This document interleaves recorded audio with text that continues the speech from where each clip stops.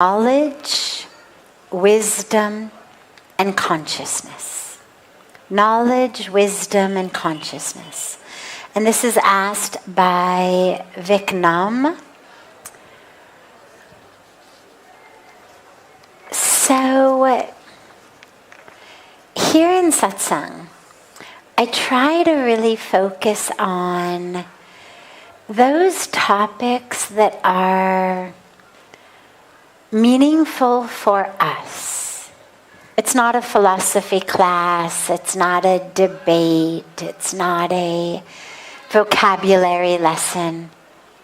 It's a time in which we go deep into the very truth of who we are.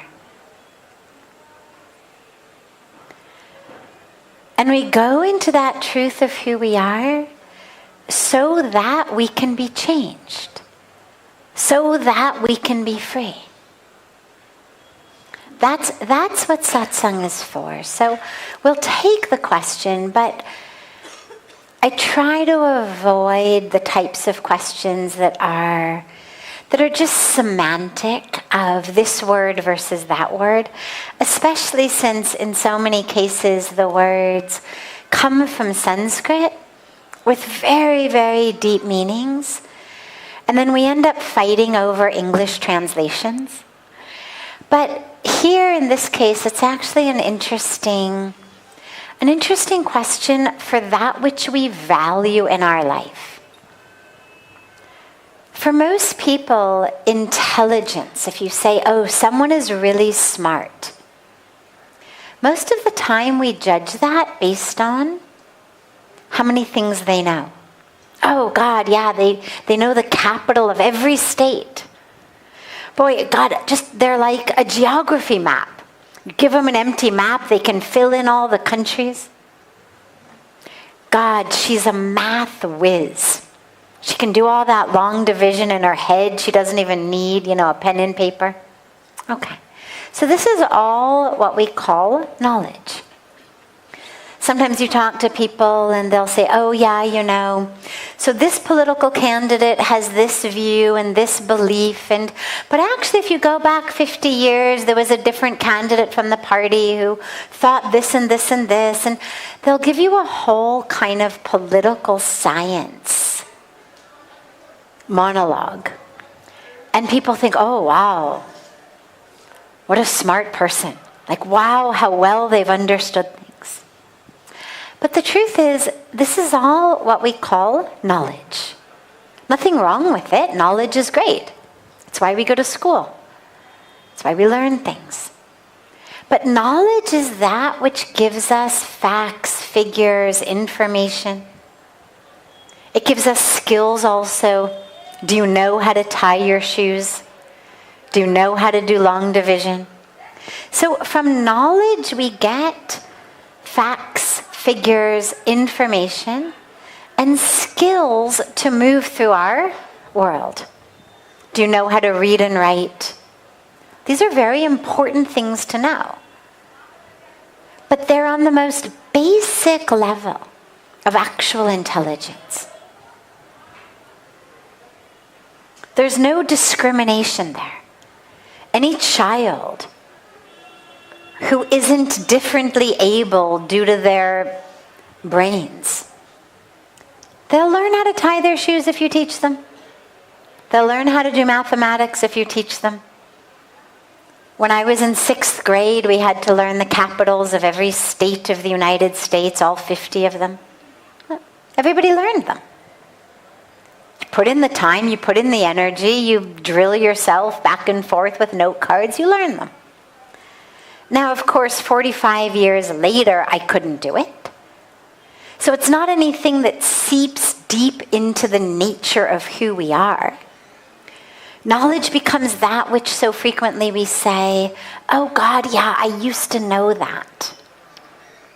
It happens especially as we get older. Like, yeah, God, oh my God, I used to know that thing. Knowledge, we lose it over time. There's no way that I could tell you the capital of every one of the 50 states of America. But when I was in 6th grade, I was only 10 years old, I could do it. things that get acquired. We hold on to them for a little bit of time, as long as we need them. Stop needing it, you lose the knowledge. If you didn't tie a shoe for the next 50 years, you'd probably have to practice a few times to get it right again. Even something so simple. Wisdom, on the other hand, wisdom is much more something to pay attention to. Knowledge we need when we're young, we're in school, we're learning, or you want a new skill. I had to learn to speak Hindi. A new skill. It's important. But as we grow, we realize that accumulating knowledge is not actually the highest goal. Comes, it goes. Ultimately, wisdom is much more what we want. Because wisdom is not about facts and figures. Wisdom is about understanding the very nature of who you are, why you're here. Wisdom is what helps us not just memorize a particular mathematical equation, but it's that which helps us understand the very nature of why such an equation works like that. Wisdom gives us the foundation, the root, the soil. It helps us in brand new situations. Knowledge doesn't. If you don't have knowledge of a situation and it's brand new, you are stuck. You find yourself in a random foreign country, in a city, no map, no GPS, you don't speak the language, you are stuck. You live there for a while, you learn the language, you learn the streets, you accumulate knowledge, you learn how to navigate through. But until you have the knowledge, you are stuck. Wisdom, on the other hand, even you're in a brand new place, brand new situation, brand new challenge, brand new struggle. Wisdom is that actually helps us move through, even things that we have no knowledge about. And wisdom seeps in and it actually changes us. So you want to cultivate wisdom along with knowledge. But consciousness is the highest, the deepest. Consciousness permeates into every aspect of who we are. Because even if we're wise, there's certainly a lot of times in our life that we don't act with wisdom. You could be very wise, but still find yourself a slave sometimes to anger. And when you get angry, you do not act with wisdom. You know what to do, but you don't do it. It's why we later say, oh my God, I can't believe I did that. It means we had the wisdom of knowing what to do. But as we were wrapped up in anger, in fear, in greed, in all of that, in ego, we didn't make the wise choice. We knew the wise choice. We had the wisdom. But we were overpowered by ego, by illusion, by ignorance. And so we couldn't even use the wisdom that we have. Consciousness is that which is accessible to us every moment. Every moment. Consciousness is the very nature of who we are. Wisdom knows it. Wisdom understands it. Consciousness experiences it. When we can tap into consciousness, then regardless of whether we are angry or in a state of ego or whatever, the moment we come back to consciousness, we are able to regain our wisdom. Consciousness enables us to live wisely. It enables us to stay unaffected, unhijacked in our minds and our lives by ego, by desire, by fear, by anger, by all of that. Consciousness is that which doesn't change. It's always there. So, cultivate knowledge, absolutely. Make sure to cultivate wisdom, even more important, but knowledge is great too. But along the way, make sure that you are also tapping into consciousness. We don't have to create consciousness, it's there. Knowledge has to be created. Wisdom gets created. Consciousness is there. We just have to access it. So they're all beautiful different things to have.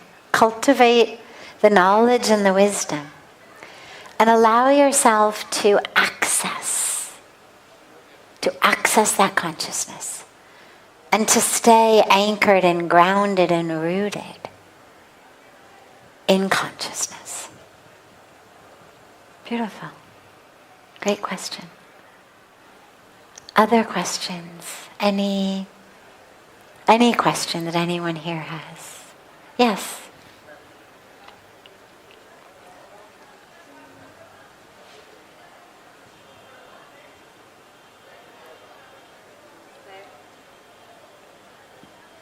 Namaste, hello everyone, hi. My name is Aggie and I'm coming from Poland. Beautiful. And this is basically the first time I'm here. But I've been living in India for a while. And you tap into something which is important. You mentioned about changes, right? So we know they are very important in our life. And in general, we should embrace them. But when they come, and when our inner voice is telling us this is the right time to change, then we mostly face the fear. Yes. And that fear is there. So we consciously know that the fear is there. Yes. But again, it's kind of like an obstacle, which sometimes it's quite tough, I must say. Yeah. So, I'm not asking for the advices, recommendations, but I'm asking for your own experience. How do you handle them when they come, when that fear is telling you, probably not, but you still go there because you hear it? Great. Thank you. Great question. Yeah, and you touched something really important as well, which is being conscious, being aware, being spiritual. It doesn't make us not human. And it doesn't take away that fear that so many of us have of going against what our ego is saying, going against what we've always known, what we've always done, going against habits, going against patterns, going against what all of our community is doing or our loved ones are telling us to do. There's always fear. Nobody ever said, at least nobody I'm aware of, ever said a spiritual path is easy. Nobody ever said living consciously is easy. Nobody ever said living courageously is easy. Fear comes. Ego comes. It's trying to hold us back. Don't. And what's so interesting about it is, even when my present moment is miserable, it still makes me afraid to make a change. It's very interesting. It's one thing if my present moment is ecstatic and wonderful and perfect. Then you would be nervous to make a change because, hey, everything is great, and if I change, maybe it won't be. But what's so interesting is, even when present moment is awful, and I know that I need to make a change, still that fear comes and says, no, don't change. We're happy in our misery. Well, who can be happy in misery? But the ego that doesn't want to change would actually rather us be miserable than take the risk of change. Misery, at least we know. This is when we say fear of the unknown. For me, as you've asked about, on personal levels, I've had so many of these experiences. The first, of course, being to move to India. To know that this is where I was meant to be. And then over and over again, as the years have gone by, to continue to choose this. Because it's not just a one-off thing. You choose it and everybody says, yeah, it's a phase, she'll come back in a year or two, whatever it was. And then phases of your life come. You go through phases of biological clocks ticking. Oh my God, if I don't leave now, I'm never gonna. You go through phases as you get older. And along the way, there continues to be that voice. It gets softer as the years go by, loses a little bit of its power, but it's still there. And it still comes and it says, hey, wait. Let's go back to the old thing. Let's go back to the old thing. Just do it like everybody else is doing it. And you continue to choose. Now, of course, in my case, as the years have gone by, that's not a choice for change. I'm already here. But it's a choice for change from what I was raised in. A choice from change in what everybody I knew growing up is doing. As time has gone by, though, in terms of that knowing when you need to do things differently, which for me has been in different subtle aspects and areas around life, around roles, around dharma, is I go within and I check within and I say, okay, feel into it. Picture yourself 5 years from now, 10 years from now, in situation A. Like where you are now, picture yourself exactly like that 5-10 years from now. How does that feel? In some cases it feels great. It's perfect. But when you're talking about those moments where we know that there is a risk we need to take, a challenge we need to undertake, something we need to have courage for, something different than what we've been doing. So you say, okay, picture myself 5 years, 10 years from now. What's it feel like? And then picture myself having had the courage to take a risk, to listen to my inner voice. What does it look like? And I did this even when I decided to move to India, when I was talking to my parents. But I did it with their life. I remember so vividly, I said to my mom, I said, look, I know that the choices you have made for you were the right choices for you. I know that you're really happy in your choices, in your decisions, in your life path. I said, but I don't want to be. She was 52 at the time. I remember saying, I don't want to be at 52 where you are at 52. And if I don't want to end up in the same place, I have to take a different train. I cannot get on the same train you got on, follow the same path you followed, and expect that I'm going to end up at a different place. And I said, I respect it fully, I honor it fully. It so much was the right choice for you, and it's so not the right choice for me. And so this I have found is a really powerful thing, is really picture yourself. When I remember picturing myself at 52, kind of living that life, which was so perfect for her. And so perfect for so many people I know in that world. And so obviously not perfect for me. And so if you can do that, you find a little bit more of the courage to face that fear, because what you find is, like, I was more afraid of being 52 and having my life look like that than I was of going off to India having no idea what was going to happen to me. And so it becomes kind of two different fears. It's not fear of the risk and safety if I don't take the risk. Because you realize there's actually a fear as well if you start to project it into the future. So do that. And then you'll find that you have more and more of the courage to take that risk.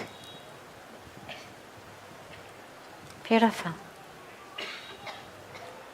Other questions? Yes.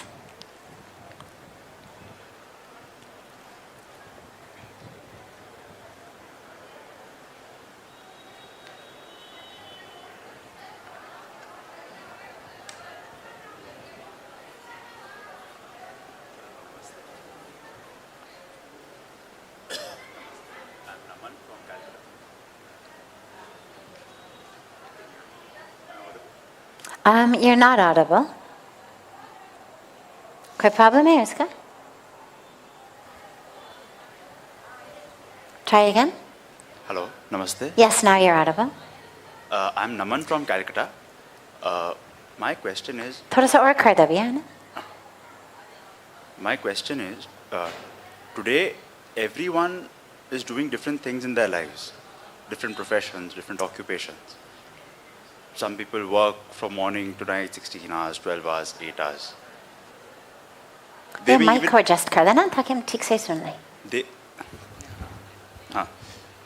They may be even satisfied and happy in their lives. They may be loving what they do. They may not be loving what they do. But if we come to question, why are we doing this? What is the point of doing this? Then sometimes it seems that it just doesn't make sense. My question simply to you is, what according to you is the right way of living? Is the right, like, what's the point of it all? That's what it makes me wonder. What's the point of it all? Correct. Yeah. The way we live, what's the point of it all? Why are we even doing this? It's a great what question. Would be the right way of living where it makes sense? Yeah, you're absolutely right. This is a point that so many of us get to in our lives. We're earning money. We're getting up every day. We're going to work. We're earning money. We go from being guy in the mailroom to being a secretary, to being an associate, to being a vice president, to being a senior vice president, to being a partner, to being a CEO, whatever it may be. But along the way, we start to think, what is the point? Like, yeah, I'm going higher on this ladder that I was told to climb. My bank account started at 0, then it had 500, then it had 500,000. But, like, then what? This is a question that so many of us come to. It's a question we all should come to. If you don't have the question, you should be questioning why you're not having the question. Because this is not what life is about. Now, it doesn't mean you can't have a job. It doesn't mean don't rise on a career ladder. It doesn't mean don't make money. But it means stop thinking that this is the point. Same thing happens in our families. We get married, we have kids, we send our kids to a good school, they come home, we pressure them, be number one, be number one. They become number one, we pressure them, get into a good university, get a good job, they get a good job, then we find them somebody to marry. And it just goes on and on, like this. And at some point, for most of us, that question arises like, hello, what's the point? Like, I did all of that. reminds me of one of my very favorite psychological studies. If you've been coming to satsang or listening to satsang for a while, you've probably heard me talk about it. It's so powerful. It's the study that they did where they took a whole bunch of graduate students who are always the psychological study participants, and they gave them a test. And the test was really simple. A 6-minute basketball game. White team and red team. And they said, your job is to count how many baskets each team makes. Okay. Basketball is actually a really easy sport to pay attention to. Even for those of us who are not big sports fans, you can follow basketball. In American football, you lose where the ball is. But in basketball, you can see it, who's got it, who's running with it, who's doing what with it. So,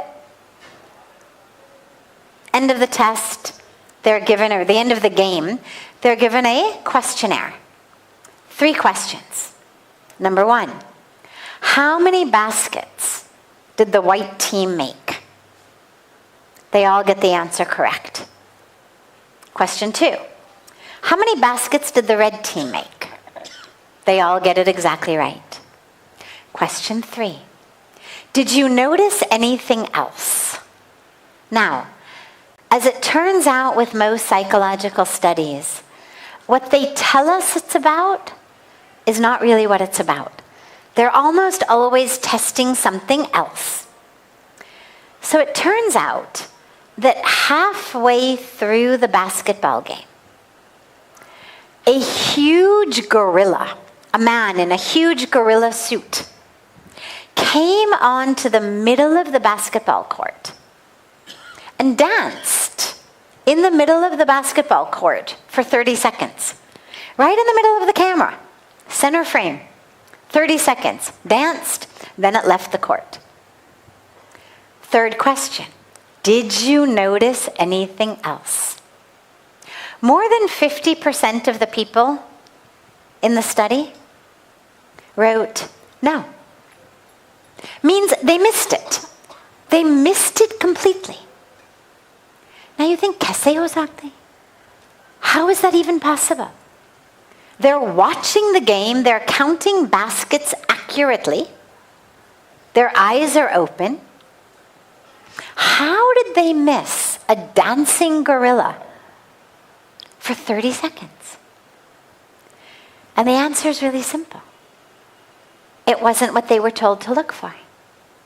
If you begin differently and you say, count the baskets, but by the way, don't miss the gorilla, nobody misses it. Even if you give them a hint, if you say, count the baskets, but actually, there's something else. We're not going to tell you what it is, but just make sure you don't miss it. They still don't miss it. They only miss it when we give them the instruction that simply says, count the baskets. And this is what happens to our lives. We are given very clear instructions. Get an education, get a good degree, have a good job, make a lot of money, have a family, make sure that your children get a good education, get a good job, make a lot of money. Make sure that in society you are seen as popular people. Wear what other people are wearing, do what other people are doing, be socially acceptable and popular. Don't ruffle anybody's feathers. This is the instructions we're given. So we do it. And at some point in our life, tragically for many people, it's not till the end of our lives, we kind of scratch our heads and we say, was there something else? Like, did I miss something along the way? We don't realize. Because we are not told to look for it.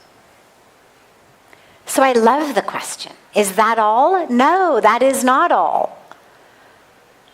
That is what we do, what most of us do. We're fulfilling our duties.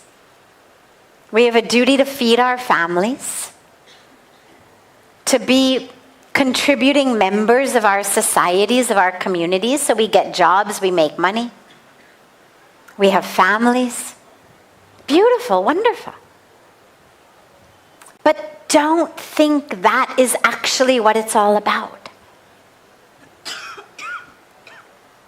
That's what our spiritual teachers and gurus and sages and mystics have been telling us forever. Go within. Go within. Go within. Over and over and over they tell us all the stories, all the parables, all the mantras. Go within. Go within. Find the truth. So yeah, do those things. But don't miss actually what life is, which is go within. Yesterday on Buddha Purnima, we were talking about that teaching of Bhagavan Buddha. Appodipa bhava. Be the light. Be the light. Not look for the light outside. Be the light inside. Find the inner light. That's the job. So yeah, great question. Thank you. आपका हम कल शुरू करेंगे आपके साथ, ठीक है? We'll start with yours tomorrow. Beautiful. For tonight, have a beautiful evening. Sorry we didn't have a chance to take all the questions. We'll start with those tomorrow. And a beautiful day to our family joining us